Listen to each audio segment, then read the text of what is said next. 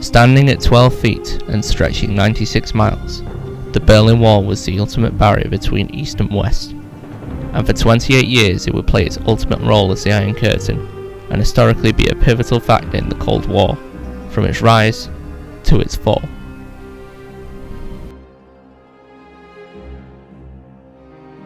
It all started back in 1949. The recent war had ripped through Europe, leaving many nations battered and bruised.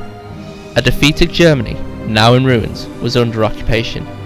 It had been divided into two separate states of East Germany, which focused on communism, and West Germany that believed in capitalism, and so a strict border was created.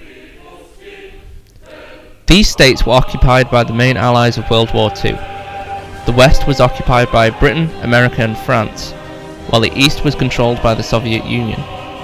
The same occurred with Berlin. It too had been cut up into East and West. The people in the East disliked the regime.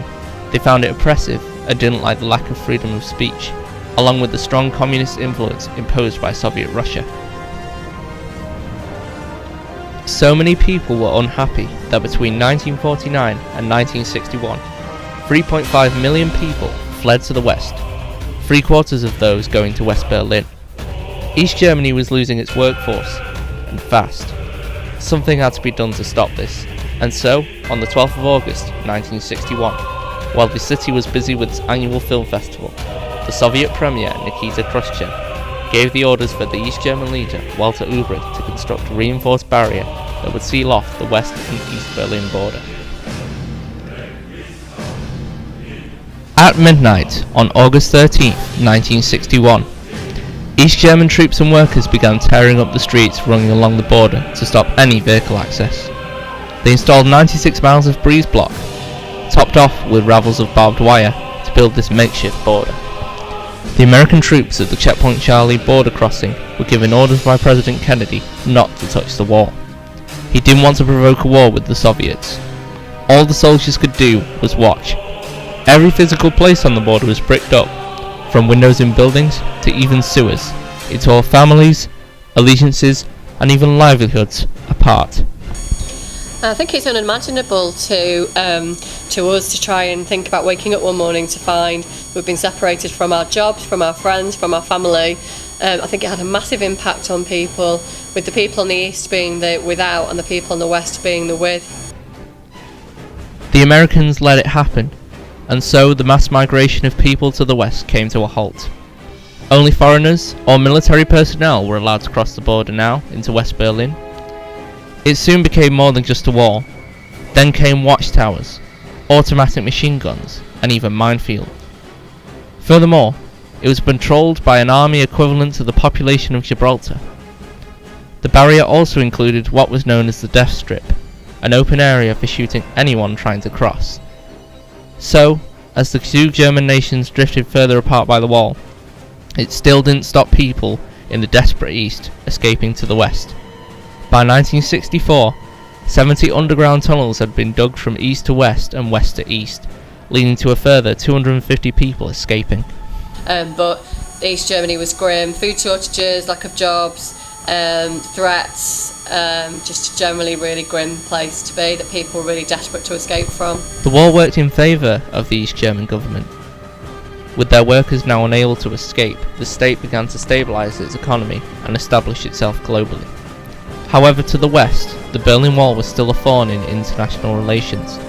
It had the nickname of the Iron Curtain for the entire Eastern Bloc of communist territories.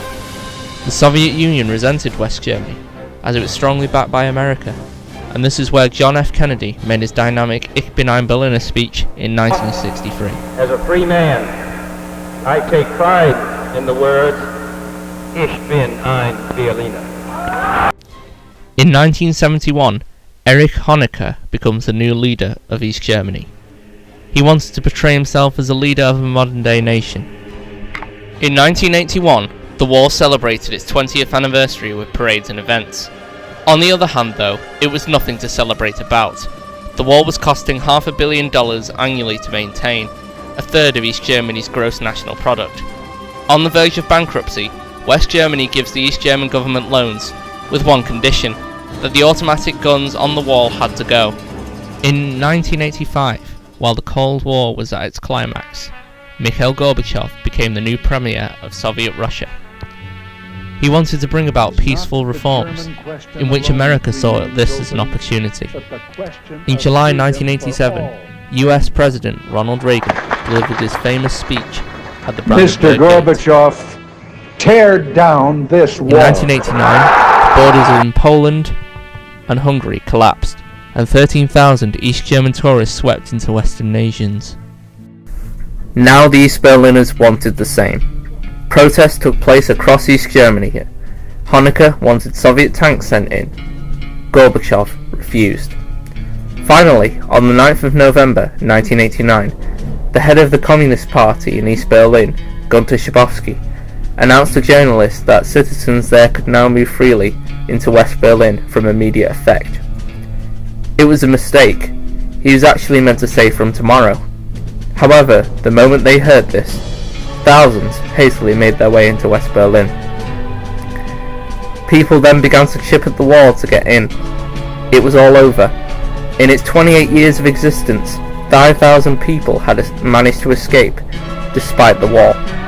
But unfortunately, 136 people didn't make it out alive. Less than a year later, in 1990, Germany was reunified and became one nation again.